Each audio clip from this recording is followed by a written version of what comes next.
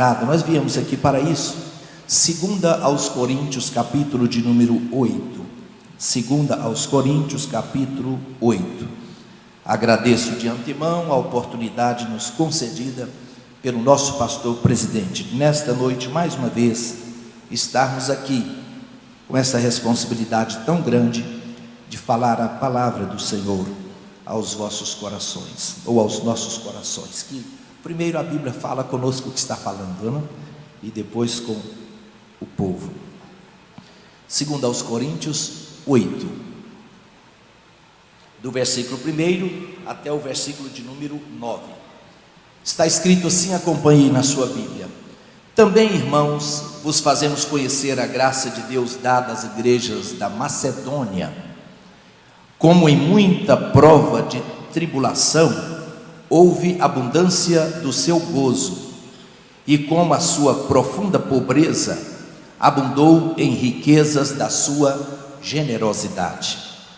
Porque segundo o seu poder, o que eu mesmo testifico, e ainda acima do seu poder, deram voluntariamente, pedindo-nos com muitos rogos a graça e a comunicação deste serviço, que se fazia para com os santos. E não somente fizeram como nós esperávamos, mas a si mesmos se deram primeiramente ao Senhor, e depois a nós pela vontade de Deus. De maneira que exortamos a Tito, que assim como antes tinha começado, assim também acabasse esta graça entre vós.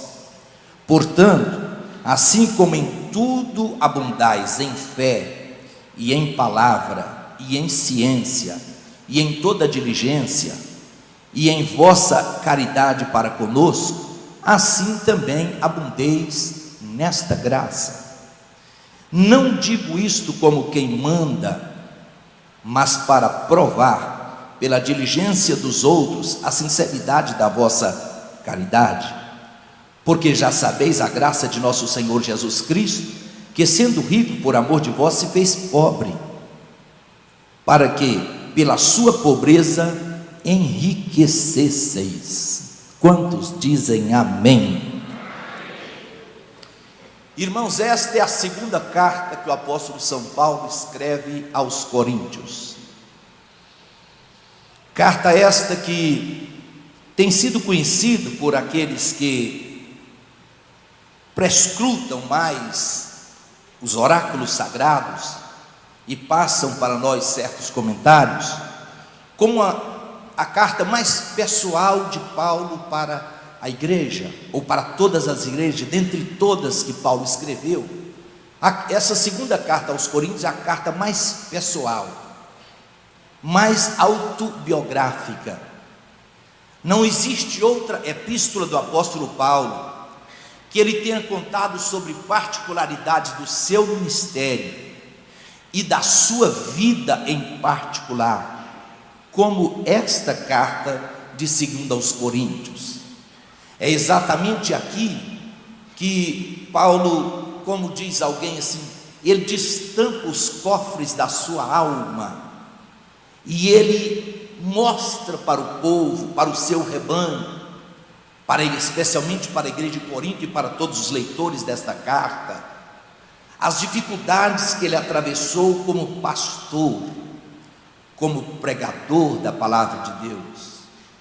Ainda hoje existem muitas pessoas que olham para os pastores e dizem assim: mas que coisa boa é ser pastor, E olha, irmãos, ao longo dessa nossa caminhada já houve pessoas aqui de Campinas mesmo, que às vezes pediram, na época do pastor Albino e agora na época do pastor Oídes: eu gostaria muito de pastorear uma igreja, é muito bom, é muito confortável. E alguns deles têm ido para o trabalho, para o rebanho, e às vezes voltam decepcionados. E alguns deles chegam a dizer para nós: eu estou voltando e agora eu vou dar mais valor ao meu pastor, ao pastoreio, porque sei que não é fácil. Então, se os irmãos observarem esta carta, é a segunda aos Coríntios, do início ao fim, vocês verão que Paulo fala das suas lutas, das suas aflições, as dores mais profundas que ele atravessou durante o seu ministério, as tensões mais íntimas. Paulo fala da sua experiência arrebatadora lá no capítulo 14 de 2 aos Coríntios. Ele mostra para a igreja até mesmo o espinho na carne que ele possuía, e ele diz até o que Deus falou para ele: esse espinho na carne eu não vou tirar de você, porque a minha graça te basta. Então, irmãos, a palavra-chave desta segunda carta aos Coríntios é consolo. Consolo. Desde o versículo 3 do capítulo 1, Paulo fala aqui sobre: bendito seja o Deus de toda consolação, para que alcance as vossas vidas. Lá no final da carta, ele completa esta carta também falando sobre consolação, o Deus da consolação. E o verbo consolar, o substantivo consolação, aparece quase 30 vezes nesta epístola. O certo é que Paulo, ao longo desta carta, ele faz uma defesa do seu ministério. Há momentos, irmãos, há momentos em que o pastor às vezes precisa fazer isso, defesa do seu ministério. Paulo então aqui, ele fala sobre a abnegação que ele teve em renunciar tudo aquilo que ele possuía, se ele não tivesse entrado pelo caminho do ministério, tudo que ele renunciou, a sua abnegação, para pregar a palavra de Deus. Alguém diz assim: o verdadeiro homem chamado por Deus, ou a verdadeira mulher chamada por Deus, é aquele que todas as portas no sentido secular estejam abertas, e ele diz: não, eu quero renunciar tudo isso, e eu quero ser um pregador da palavra do Senhor. Não é quando as portas se fecham, não é quando a pessoa está desempregada, não é sempre assim. Pode acontecer em uma situação igual a esta, mas quando todas as portas estão escancaradas, a pessoa diz: eu tenho condições de passar no melhor vestibular, ou no melhor concurso, eu tenho condições de ganhar muito dinheiro, mas vou deixar tudo isso, porque eu quero abraçar o santo ministério. Aprove a Deus que aqui dentro da igreja, muitos dos nossos filhos, eles têm vocação para o ministério de Deus, para ser um pregador da palavra de Deus. Não é isso, irmãos? Aprove a Deus que haja pais que cheguem aqui diante do pastor Oídes e digam: olha, eu quero consagrar o meu filho ao Senhor, mas eu quero que ele seja um pregador da palavra de Deus, um pastor um dia. Oh, louvado seja o nome de Jesus. Isso é bonito, não é? Precisamos disso. Crianças, meninos, em que desde pequenos, desde a tenra idade, tenham essa vocação para o ministério. O certo é que Paulo escreveu esta epístola, e entre dois capítulos aqui, capítulo 8 e capítulo 9, Paulo fala sobre contribuição cristã. Interessante. Uma carta pessoal, autobiográfica, e em meio a esta epístola, ele dedica 2 capítulos para falar com a igreja de Deus sobre o valor da nossa contribuição financeira na obra do Senhor. Meus irmãos, eu sei por verdade que existem muitas pessoas que estão na igreja, são membros da igreja, amam a casa de Deus, mas que têm assim uma certa reserva e uma certa dificuldade em relação à contribuição financeira para a obra de Deus. Nós sempre dizemos aqui: Deus não precisa de dinheiro, Deus não precisa de dinheiro, mas a obra dele aqui na terra é mantida por ofertas voluntárias, por dízimos, daqueles que com um coração generoso entendem o valor da contribuição. Um pensador diz assim, foi até Hugo Martin, ele diz assim: se a religião de um homem não afeta a maneira como ele usa o seu dinheiro, a religião desse homem se torna vã. Entenderam? É lógico que se eu sirvo a Deus, se nós servimos a Deus, o evangelho ele precisa afetar todas as áreas da nossa vida. O evangelho afeta a nossa vida em particular, a nossa vida em família. O evangelho afeta a forma como que nós gastamos o nosso dinheiro. Porque quando o Evangelho entra em nossas vidas, diz Paulo, nova criatura nós somos a partir de agora. Tudo se fez novo em nossas vidas, inclusive como nós gastamos o nosso dinheiro.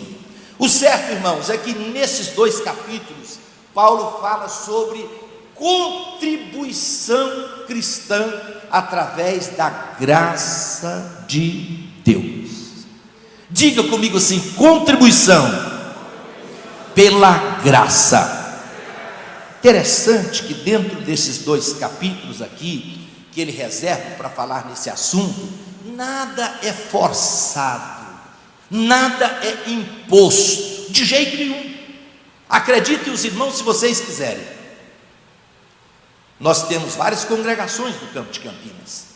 Dias atrás uma pessoa chegou no tesoureiro de uma das nossas congregações e deu o seu dízimo, um valor até um tanto considerável, entregou o seu dízimo lá e foi embora para casa. Dias depois ele chegou no pastor da igreja e disse assim: eu me arrependi de entregar o meu dízimo e eu vim cobrar o meu dízimo de volta. E se o senhor não me entregar o meu dízimo de volta, eu vou na justiça.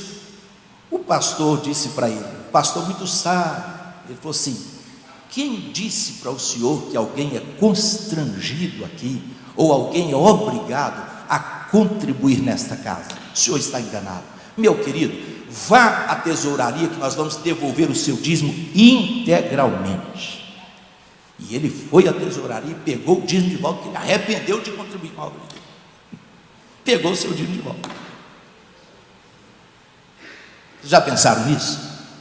Mas aqui, quando Paulo escreve a carta aos Coríntios, ele está falando sobre uma contribuição, não que sejamos constrangidos a isso, não que o pastor ou a igreja nos obrigue a tal coisa, de forma alguma.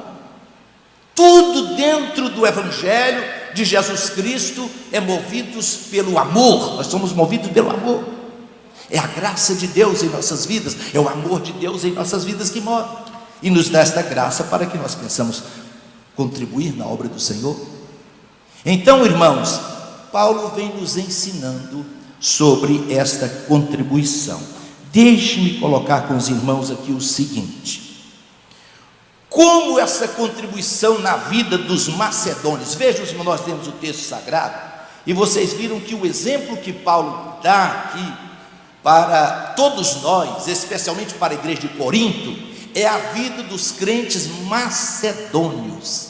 A Macedônia era uma província romana que existia ali perto da Grécia, uma província que havia algumas igrejas nessa província e muitos crentes havia. E Paulo então dá o exemplo dos macedônios para que ele pudesse ensinar para nós sobre essa graça da contribuição. O que é graça? Graça é o favor de Deus, independente dos méritos do homem. Deus olhou para mim e para você, como o pastor Elcio nos ensinou aqui no final de semana, e diz: olha, eu vou derramar sobre você a minha graça. Nós não merecíamos a graça de Deus. Paulo diz: miserável homem que sou, mas a graça de Deus nos atingiu. Nós não merecíamos estar assentados aqui nesta noite e dizer: eu sou um salvo, eu sou um perdoado, eu sou batizado no Espírito Santo, mas a graça de Deus alcançou a nossa vida e hoje nós podemos dizer isso. Bendito seja o nome do Senhor. Irmãos, essa graça então é um favor de Deus para nós, independente de qualquer mérito do homem, porque méritos nós não temos. O texto sagrado diz: que daria o homem em resgate da sua alma? Os seus bens se esgotariam muito cedo, se ele quisesse comprar a salvação da sua alma, isso esgotaria muito cedo. Mas a graça de Deus, através do sangue de nosso Senhor e Salvador Jesus Cristo, nos alcançou.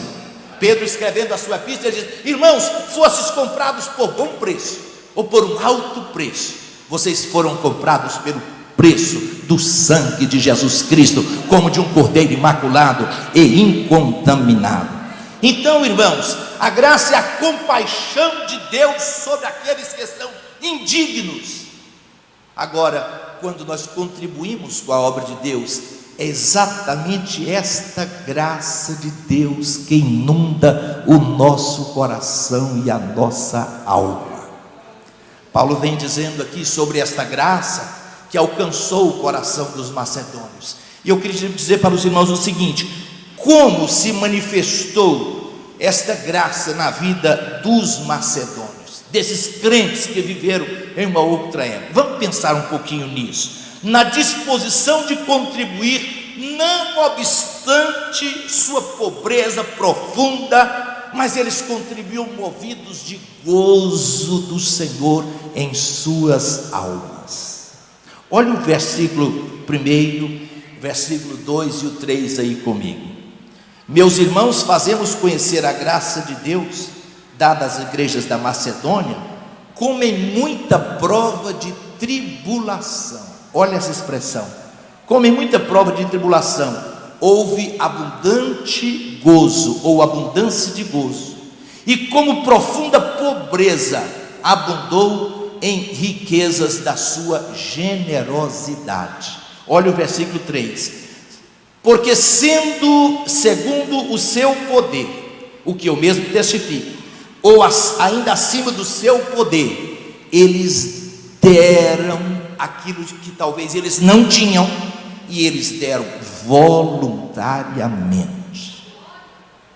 Olha, irmãos, quando o nosso coração está meio que sem fé, meio que duvidoso, a gente pensa assim: as pessoas pobrezinhas na igreja não precisavam contribuir com a igreja. É um engano seu, é um engano nosso. Se a igreja se privar de ensinar sobre contribuição para ricos e para pobres, nós estaremos fazendo com que as pessoas não sejam abençoadas por Deus. Paulo disse: os crentes da Macedônia, eles eram pobres, mas em sua pobreza profunda, voluntariamente o coração desse povo se moveu, e eles disseram: nós queremos contribuir com a igreja do Deus vivo. Jesus Cristo diz que um dia ele estava junto com os seus discípulos, e eles observavam as pessoas trazerem as suas ofertas, as suas contribuições ao gasofilácio, e diz que veio uma pobre mulher, ela tinha somente 2 dinheiros. Jesus era para olhar para aquela mulher e dizer: você não precisa contribuir, você é uma pobre mulher, você não tem dinheiro, eu não preciso da sua contribuição. Não, Senhor, não, Senhor. Jesus disse, olhou, viu ela depositar no gasofilácio aqueles únicos recursos que ela tinha.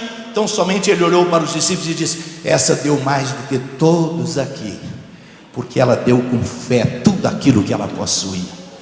Lembram quando o profeta chegou na casa daquela viúva e disse: o que você tem? Eu só tenho um pouquinho de azeite e um pouquinho de farinha na botija, e eu vou fazer um bolo para mim e para os meus filhos, e nós vamos esperar a morte. O profeta disse: faz um bolo pequeno para mim, e depois vocês comem, e nunca vai faltar o azeite na botija e a farinha na panela, nunca vai faltar. Irmãos, que ato de fé é esse?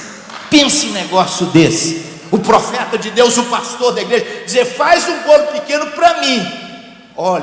Olha a fé de contribuir com a obra de Deus. Faz para mim primeiro, depois você vai fazer para você e para o seu filho. E aí veio a palavra de Deus, e o azeite da botija não vai faltar, e a farinha da panela nunca vai faltar para você. E assim aconteceu na casa daquela pobre viúva. Louvado seja o nome do Senhor. Meus irmãos, pastor Elcio ministrou aqui no sábado à noite. Eu acho interessante, achei tão interessante, quando Jetro chamou Moisés. Moisés estava sobrecarregado, atendendo o povo. Jetro chamou Moisés e disse: é bom o que você faz. Houve uma escola de cálculo que nós estudamos sobre isso. E Jetro disse: eu vou te dar um conselho. Escolha homens capazes, homens tementes a Deus, homens de verdade. Interessante, Jetro disse: Moisés, escolham homens que aborreçam a avareza e ponha para te ajudar nesse negócio. É como se Moisés estivesse escolhendo obreiros, e Jetro diz: você põe obreiros tementes a Deus, homens de verdade, homens que aborreçam a avareza. Aí o pastor pregou aqui no sábado à noite. Por que Deus pediu que Moisés escolhesse homens que aborrecessem a avareza, sendo que eles estavam em pleno deserto? Não havia shopping ali para comprar qualquer coisa, não havia armazéns, não haviam supermercados, não havia agência de carros. O povo de Deus estava em pleno deserto, e Deus diz assim: escolha entre vós homens que aborreça a avareza. Eu não quero avarento trabalhando na minha obra. Que coisa! Como é que a gente explica isso? Como é que explica isso? Louvado seja o nome do Senhor. Mas irmãos, olha, a graça de Deus manifestou na vida dos macedônios, na disposição de contribuir, mesmo não sendo solicitados pelo pastor da igreja.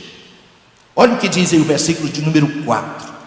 Veja o versículo 4 aí do capítulo 8 que nós lemos: pedindo-nos com muitos rogos a graça e a comunicação desse serviço que se fazia para com os santos. Os crentes da Macedônia, eles que pediam o pastor da igreja, dizendo assim: nós queremos contribuir, e diz o texto sagrado que eles pediram com rogos, com rogos. Traga isso para o nosso tempo hoje, para o nosso século 21. É como se os crentes de Campinas levantassem e dissessem: pastor Oídes, eu quero ter o privilégio de contribuir com a obra de Deus aqui em Campinas. Mesmo que o pastor não estivesse pedindo nada, como Paulo não estava pedindo. De fato, ele fez uma viagem falando sobre os crentes da Judéia que estavam passando necessidade. Aí vem os macedônios e diz: irmão Paulo, nós queremos rogar ao Senhor para que o Senhor nos deixe, nos permita contribuir com a obra de Deus, ou contribuir para os crentes, ajudar os crentes lá da Judéia. Louvado seja o nome do Senhor. Louvado seja o nome do Senhor. Não sendo solicitado. O que é isso, irmãos? Isto é graça. Diga comigo: isso é graça. Diga outra vez: isto é graça. E é essa graça que nós precisamos ter nesta noite, para que nós venhamos contribuir com a obra de Deus. Como se manifestou essa graça na vida dos macedônios? Eles ofereceram suas vidas a Deus primeiramente, para depois oferecerem a sua contribuição. Isso aqui é lindo demais, isso aqui é maravilhoso demais. Olha o versículo de número 5 aí. Olha o texto sagrado do versículo 5 que diz: e não somente fizeram como nós esperávamos, mas a si mesmos se deram primeiramente ao Senhor e depois a nós, pela vontade de Deus. Isso aqui é lindo demais, irmãos. Sabe por que os crentes da Macedônia, eles tinham essa graça de Deus para contribuir com a obra de Deus? É porque a vida desses crentes, a vida desse povo ali da Macedônia, era 100% entregue ao Senhor. Diz o texto sagrado, o Paulo diz: eles se deram a si mesmos primeiramente a Deus. 100% a vida é do Senhor.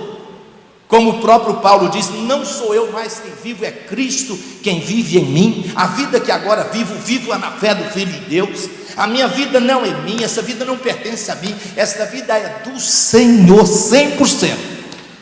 Aí os macedônios disseram assim, Paulo deu testemunho por eles. Eles deram a si mesmos 100% a Deus. Isto concorda com o que está lá em Gênesis, no início da Bíblia Sagrada. Os irmãos se lembram quando Abel e Caim, eles trouxeram as suas ofertas ao Senhor? A palavra de Deus diz assim: e Deus atentou primeiramente para Abel, e em segundo lugar para a sua oferta. E diz o texto sagrado: e Deus não atentou para Caim, e não atentou para a sua oferta. Interessante. Um dia Jesus Cristo, ele operou aquele milagre da multiplicação dos pães e dos peixes. Os irmãos se lembram disso? E Jesus perguntou aos discípulos e arguiu a eles sobre o que tinha no meio da multidão. Jesus perguntou até a Filipe: Filipe, como é que nós vamos fazer para alimentar essa multidão? E o texto sagrado diz assim: e Jesus fez essa pergunta para Filipe somente para o experimentar, porque Jesus bem sabia o que haveria de fazer naquele dia. Ele sabe das coisas, ele sabe. Aí Filipe diz assim: eu não sei aonde é que compraria pão para esse povo. E alguém chegou e disse assim: Jesus, tem aqui um rapaz, E ele tem em suas mãos 5 pães e 2 peixes. Primeiro veio o rapaz, depois a sua oferta. Primeiro veio o rapaz para Jesus. Antes de Jesus Cristo ver os 5 pães e os 2 peixes, ele viu aquele moço. Os discípulos disseram: Jesus, tem aqui um moço, tem um rapaz aqui, entregando a sua vida para o Senhor, e junto com ele tem 5 pães e 2 peixes. Eu e você, nós só poderemos ser desprendidos para chegar naquela tesouraria ali e entregar a nossa contribuição, ou quando a salva passar por nós, se 100% na nossa vida for de Jesus Cristo. De Jesus Cristo. Quanto por cento Jesus tem em sua vida, meu irmão, minha irmã? Quanto por cento ele tem? Ele tem 100%. Ele tem 100% da sua vida. Os macedônios, está escrito aqui, eles deram eles mesmos como oferta a Jesus. Nesse culto de terça-feira, nesta reunião de terça-feira, eu e você, nós podemos outra vez oferecer a nossa vida e dizer: Jesus, tome a minha vida como oferta voluntária ao Senhor. Tome a minha vida, a minha família. Eu quero que o Senhor tome a minha casa, o meu carro, tudo aquilo que sou, tudo aquilo que tenho, eu entrego a Ti como oferta voluntária. Glorificado seja o nome do Senhor. Você quer entregar sua vida a Jesus outra vez como oferta ao Senhor? Quer entregar? Tem coragem de entregar 100%? 100% você tem coragem de entregar a sua vida e dizer: Senhor, é toda do Senhor, é toda tua, é toda do Senhor. Louvado seja o nome do Senhor para sempre. Ofereceram suas vidas antes de oferecer a si próprios. Deixe-me partir para os finalmente, dizendo para os irmãos o seguinte: o que acontece quando nós contribuímos com a obra de Deus? O que acontece? Os macedônios foram voluntários. Eles rogaram e disseram: nós queremos contribuir. Eles tiveram seus corações cheios de graça na contribuição. E agora, o que acontece quando nós abrimos o nosso coração e contribuímos com a obra de Deus? Em primeira mão, nossa contribuição estimula outras pessoas a contribuir. Quando eu contribuo com a obra de Deus voluntariamente, sem reservas, eu estou estimulando para que outras pessoas venham contribuir. Eu achei interessante várias coisas que o pastor falou aqui nesse seminário. Outra coisa importantíssima que ele disse aqui, ele diz assim: todo crente que é contribuinte na obra de Deus, todo crente que é dizimista, você não precisa ensinar os seus filhos a contribuir, não precisa. Quando seus filhos virem você contribuir, eles aprenderão através do seu exemplo. Ele diz: todo filho de contribuinte, ele é contribuinte também. Todo filho de crente avarento, ele torna-se avarento também, tem dificuldade em contribuir. Bendito seja o nome do Senhor. A nossa contribuição serve de estímulo para outras pessoas. Diz alguns comentaristas que a igreja de Corinto, a princípio, eles eram bons contribuintes, mas os meses, o tempo foi passando e eles se relaxaram. Aí então Paulo deu o exemplo dos macedônios, dizendo assim: olha, os macedônios é um povo muito mais pobre do que vocês, coríntios, muito mais pobre que vocês, muito mais necessitados do que vocês, e eles estão rogando para que eu os deixe contribuir com os crentes da Judéia. E vocês? Aquele testemunho dos macedônios foi um exemplo para que os coríntios pudessem pensar assim: não, gente, nós temos que estar imbuídos também nesta contribuição, nós queremos estar prontos para este negócio. Então, meu querido irmão, minha querida irmã, quando você contribui, o primeiro grande exemplo que você dá é para os seus filhos, para os seus netinhos. É importante, não pense vocês que isso é coisa pequena, não. É importante nós colocarmos uma oferta na mão dos nossos filhos, dos nossos netos, para que eles tragam a casa do Senhor. Esse despreendimento que se ensina a criança desde a sua tenra idade, para que ela aprenda o que é contribuir na obra de Deus, isso é importantíssimo. É exemplo para eles, é um estímulo para aquelas pessoas que não conhecem, não sabem. o significado desta bênção para a vida do cristão. Em segundo lugar, quando contribuímos, nossa oferta ou nossa contribuição abençoa nós mesmos, é bênção para nós. Bendito seja o nome daquele que vive e reina para sempre. Em Provérbios 11, 24 e 25 está escrito assim: a alma generosa prosperará, e quem dá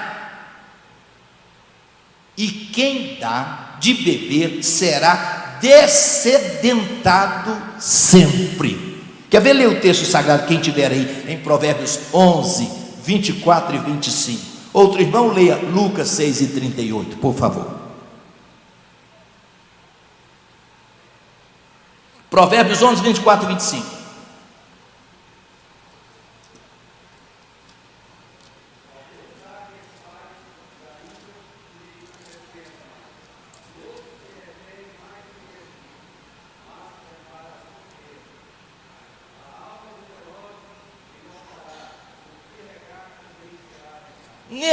Nessa versão aqui diz: a alma generosa engordará.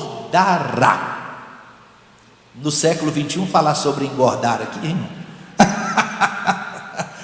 Mas nessa época aqui, quando falava engordará, isso é bênção, falava de abundância, não é isso? A alma generosa engordará, e o que regar bem também será regado. Se você der um copo d'água para alguém, a sua vida será sempre de saciedade e não terá sede nunca na sua vida. Em Lucas capítulo 6, verso 38 diz: dai e ser-vos-á dado.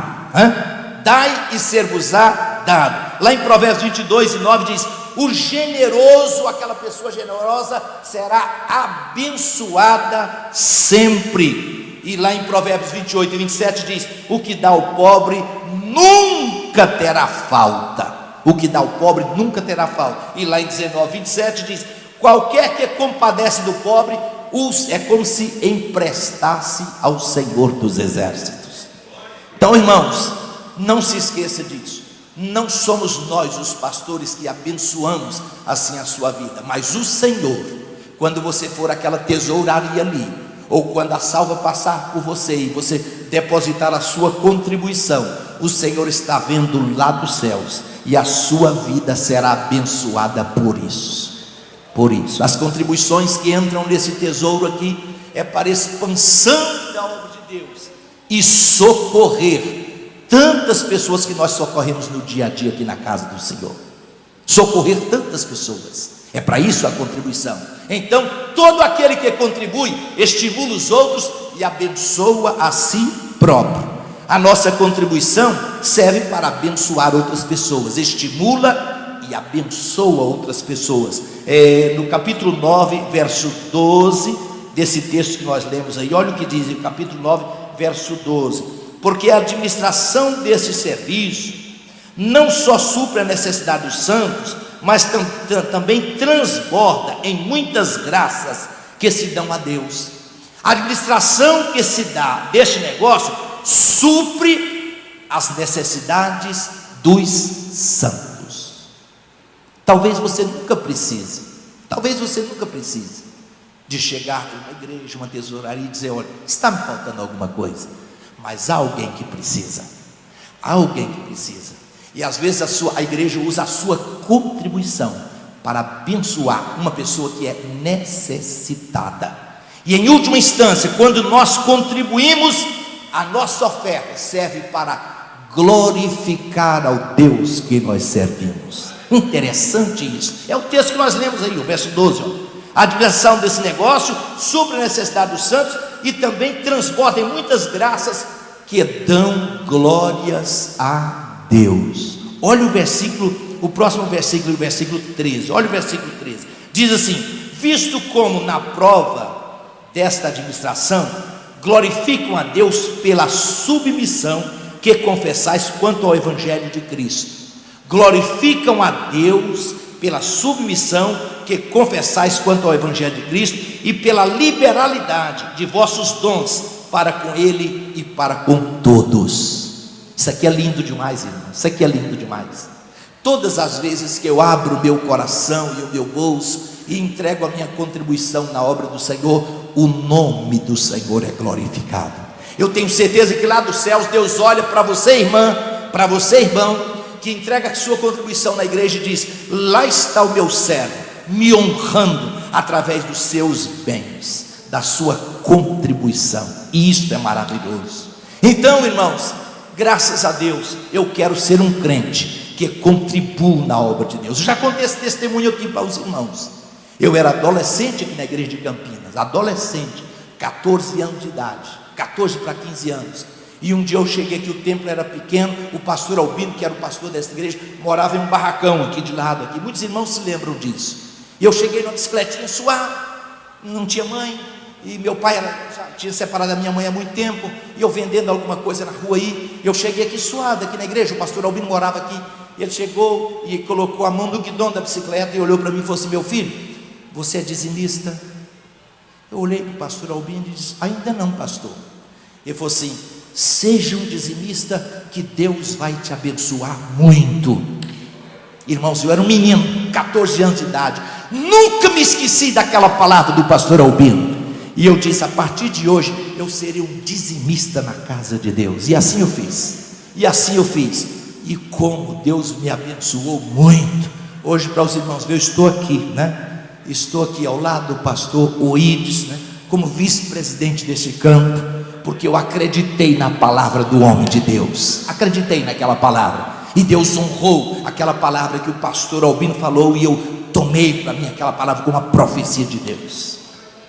Eu me lembro de um pastor, eu termino aqui, eu me lembro de um pastor, que ele chegou a uma determinada igreja, e ele pensou consigo mesmo: eu gostaria de saber com qual propósito os crentes estão contribuindo aqui nesta igreja. E ele falou assim: eu vou chamar 3 contribuintes aqui. E ele chamou o primeiro, e ele perguntou assim: irmão, por que você contribui nesta igreja? O homem olhou para o pastor e disse assim: pastor, eu sou o homem mais rico desta redondeza aqui, sou o homem mais rico. Imagine o senhor se a minha oferta e a minha contribuição não for a maior desta igreja. O que esse povo vai pensar de mim, se eu sou o homem mais rico daqui? O pastor disse: mas é por isso que o senhor contribui? Foi: sou homem rico e eu tenho que contribuir com a maior contribuição desta igreja. Tá bom, meu irmão, muito obrigado. Aí ele chamou um segundo e perguntou para aquele segundo irmão: por que o senhor contribui aqui nesta igreja? O homem, com um olhar de ódio, olhou para o pastor e disse: enquanto aquele riquinho estiver contribuindo aqui na igreja, eu estou no calcanhar dele para dar uma oferta maior do que a dele, porque eu não aguento ele contribuir uma oferta maior do que a minha. O pastor olhou assustado para aquele homem e disse: meu Deus, o que é isso? O segundo contribuinte responde assim. Aí ele chamou um terceiro irmão: por que o senhor contribui aqui nesta igreja? Por que o senhor dá oferta aqui nesta igreja? Ele olhou para o pastor e falou assim: pastor, na verdade eu não dou, eu devolvo uma parte daquilo que Deus coloca em minha mão, e eu devolvo em gratidão a Deus, porque Deus tem sido grande para comigo aqui neste lugar, e em gratidão a Ele, eu entrego parte daquilo que Deus coloca em minhas mãos, e eu dou em gratidão na casa do Senhor. Aí o pastor alegrou o seu coração e disse: pelo menos ele sabe o propósito ideal da sua contribuição na casa do Senhor. Meus irmãos, nesta noite o Espírito Santo está falando aos nossos corações, movendo a nossa alma, para que nós entendamos o verdadeiro sentido desse texto que Paulo escreveu aqui, sobre a graça de Deus em nossa vida, para contribuir com a obra de Deus. E o Senhor dos exércitos, o Deus dessa igreja, o Deus que não dorme, o Deus que não cochila, Ele está nos céus. E a Bíblia Sagrada diz lá no livro de Malaquias: você contribua na minha obra, e diz o Senhor dos exércitos, e você faça prova de mim, se eu não abrir as janelas dos céus e não abençoar você de forma tal que você vai ficar admirado. Queira se colocar em pé em nome do Senhor Jesus Cristo. Louvado seja o nome do Senhor. Quantos nesta noite que você pode dizer tal qual os crentes da Macedônia, dizer: pastor, eu tenho essa graça no meu coração e na minha alma, diga amém. Mas eu sei que há pessoas aqui, há irmãos aqui que às vezes não alcançaram essa graça, mas o Espírito Santo de Deus pode te dar isto hoje. Não constrangido. Paulo não constrangeu os macedônios. Ele diz: olha, estou aí fazendo uma campanha. Os macedônios disseram: nós queremos entrar nesse negócio, nós queremos contribuir com a obra de Deus. E a mesma graça que Deus colocou no coração dos crentes macedônios, Ele vai colocar dentro da sua alma e do seu coração. Não precisa que o pastor veja, não precisa que o ministério veja, não. Quando você for contribuir ali, há um Deus que está te vendo lá, há uns olhos invisíveis do Senhor que Ele estará te contemplando ali, e são esses olhos invisíveis que te recompensará. Coloque a sua mão assim e ore comigo agora. Maravilhoso Deus, Pai de Jesus Cristo, entregamos, Senhor, mais uma vez a nossa vida como oferta voluntária a Ti, e queremos pedir ao Senhor nesta noite, que da mesma forma que o Senhor derramou graça sobre a igreja dos crentes macedônios, que o Senhor venha derramar desta mesma graça em todos os crentes aqui em Campinas, ó Deus, na vida de todos, ó Pai, para que sejamos voluntariamente contribuintes com a Tua obra, que entreguemos a nossa vida em oferta a Ti, e junto com a nossa vida vem a nossa contribuição voluntária.